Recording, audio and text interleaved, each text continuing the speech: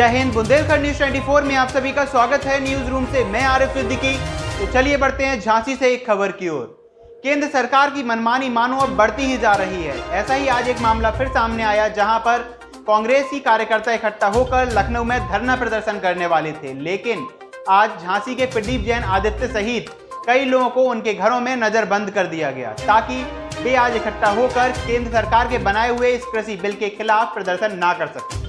तो चलिए बढ़ते हैं हमारे संवाददाता मनीष अली की रिपोर्ट की ओर। किसान विधेयक को लेकर सभी राजनीतिक पार्टियां जगह जगह विरोध प्रदर्शन कर रही। लखनऊ में कांग्रेस पार्टी द्वारा आज विरोध प्रदर्शन किया जाना था, लेकिन आज रात ही पुलिस ने कांग्रेस के कई नेताओं को घर में नजरबंद कर दिया, जिसमें पूर्व केंद्रीय मंत्री प्रदीप जैन आदित्य, कांग्रेस के शहर अध्यक्ष अरविंद वशिष्ठ आदि नेता सम्मिलित हैं। प्रदीप जैन ने बताया, आज हम सभी को घर में नजरबंद कर दिया गया, यह किसी प्रकार से जायज नहीं है। मजबूरन आज हम लोग अपने घरों में भगत सिंह जयंती मना रहे हैं। केंद्र सरकार लगातार निजीकरण पर जोर दे रही है। किसान विधेयक के चलते किसानों की स्थिति बहुत दयनीय हो जाएगी और किसान बड़े बड़े व्यापारियों के दरवाजे पर खड़े दिखाई देंगे। झांसी से मनीष अली की रिपोर्ट। हम लोगों को काल कोठरी में डाल दिया गया, हमारे घरों को ही जेल बना दिया गया। ये योगी और मोदी की नीति है। ये गरीबी से नहीं लड़ सकते, ये बेरोजगारी से नहीं लड़ सकते, ये भूखमरी से नहीं लड़ सकते। ये केवल उन लोगों से लड़ सकते हैं जो किसान, मजदूर और व्यापारियों की आवाज़ उठाते हैं। आज घरों में बैठ के हम भगत सिंह की जयंती मनाने के लिए मजबूर हैं, लेकिन ये जो आग हम लोगों के सीने में है, ये आग भड़केगी तो ये सरकार ज़्यादा दिनों तक चल नहीं सकती।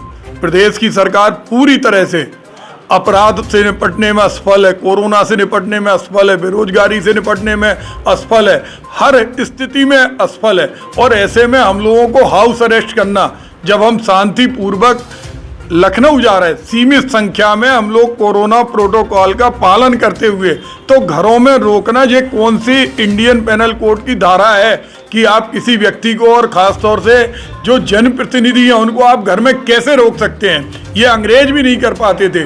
कोई धारा ऐसी नहीं है। अगर हम लखनऊ जाएं, लखनऊ में हम 144 का उल्लंघन कर रहे हैं, आप वहाँ गिरफ्तार करिए।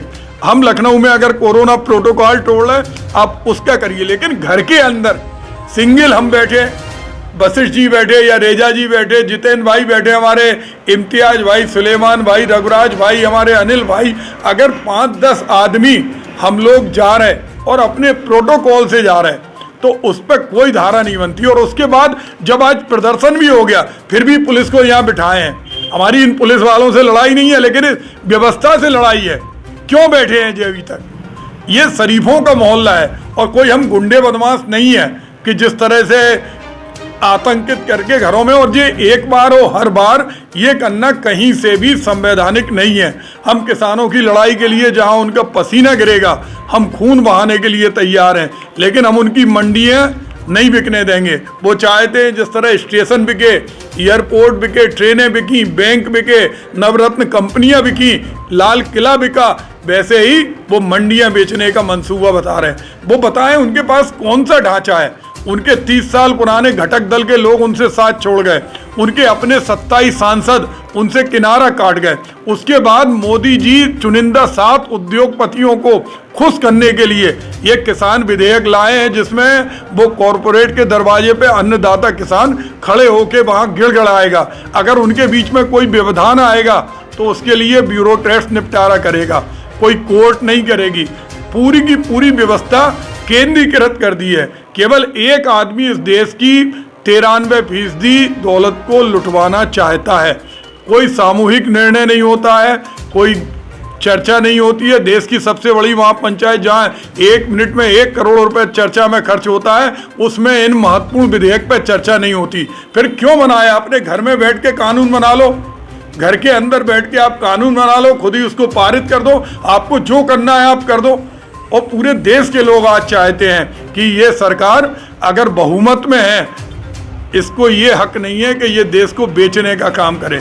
आज उसके विरोध में हम लोगों ने हाथों में हथकड़ी और पैरों में बेड़ी डालकर यहाँ पर गोष्ठी की, लेकिन हमारी जुबानों में ताले नहीं लगे।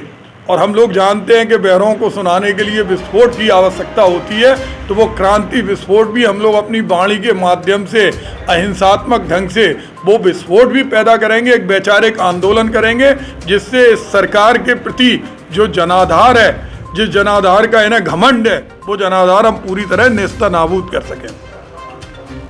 आपको हमारी यह रिपोर्ट कैसी लगी हमें हमारे कमेंट बॉक्स में आकर बताएं और हमारे इस वीडियो को लाइक करें और ज़्यादा से ज़्यादा शेयर करें और हमारे चैनल बुंदेलखंड न्यूज़ 24 को सब्सक्राइब करें।